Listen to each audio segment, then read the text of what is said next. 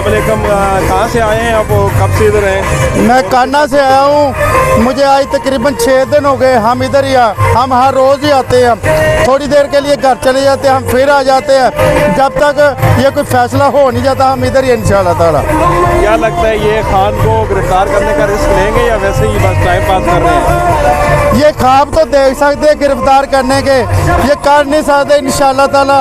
अगर करेंगे तो हमारी लाशों के ऊपर से गुजर के जाएंगे। हमने इनको गिरफ्तार नहीं करने देना। राणा सनाउल्लाह आ जाए या उसका बाप आ जाए, गिरफ्तार नहीं कर सकते खान को। ये हमारा वादा, हम सब मर जाएंगे, मिट जाएंगे, गिरफ्तार नहीं कर सकते इनको इंशाअल्लाह ताला। काफ़ी देर से हम यहाँ पे देख रहे हैं, यहाँ तो बड़ा अच्छा क्राउड है। लेकिन आज मरियम नवाज भी वापस आई हैं, बड़ा खर्चा करके भी सुना है वहाँ पे लोग नहीं निकले, तो वो रिंग रोड से वापस जो है ना वो रायवंड चली गई। उस बारे में क्या कहेंगे? मरियम के आने से कोई फर्क पड़ेगा? मरियम बाजी ਨੂੰ मैं कह रहा, मरियम बाजी ਤੁਸੀਂ लंदन ਤੋਂ ਲਾਹੌਰ ਆਏ ਹੋ, ਆਪਣੇ ਅੱਬਾ ਜੀ ਦੇ ਜਾਇਦਾਦ ਵੇਚ ਕੇ ਆਏ ਹੋ।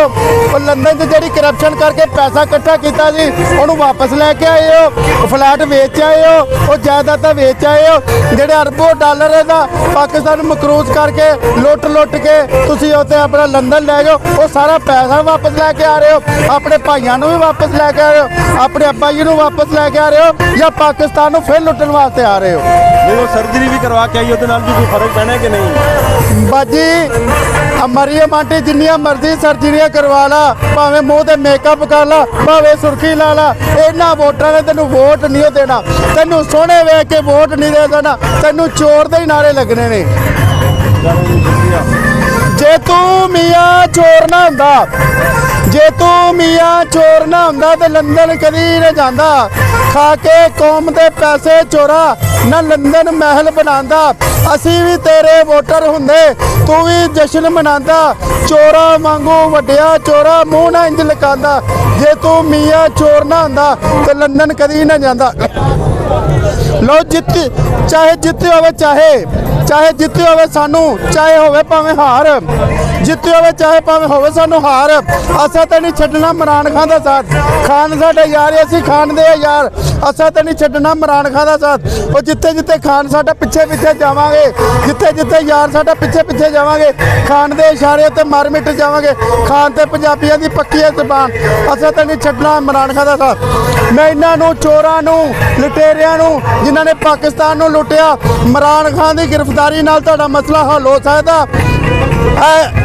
जो रोड जा रहा ना, सामने रोड सीधा, इधर देखो सीधा रोड जा रहा, ठीक 17 किलोमीटर अगे चले जाओ, वाघा बार्डर शुरू हो जाता। उन्होंने तुम क्रॉस करो, बार्डर क्रॉस करो।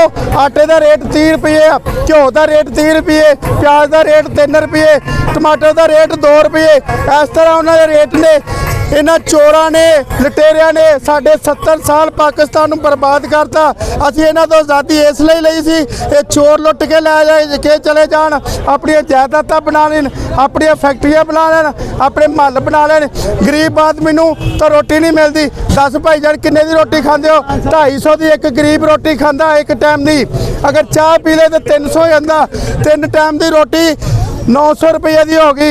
500 रुपये का पेट्रोल लगता मजदूर नूं, मजदूर खरीदे जाने वास्ते। घर दे विच मजदूरी नहीं मिलती, साइकिल वाला दौर खत्म हो गया। वो कपड़े बेचने की गल की सी कि कपड़े बेच के, कपड़े भी बेचने। अच्छा 500 का 1200 रुपया मजदूर का खर्चा। जिस टाइम मजदूर की मजदूरी नालों रोटी महंगी हो जाए, मजदूर की मजदूरी नालों रोटी महंगी हो जाए, उस टाइम इन्हां हुक्मरानां नूं फांसी के तख्ते ते लटका देना चाहिए। क्योंकि हुकूमत करने के काबिल नहीं, ये नलायक ने, ये बेकार ने, ये स्क्रैप है, ये जंगली जानवर है। जंगली जानवरों का जंगली जानवर हासिल होगा।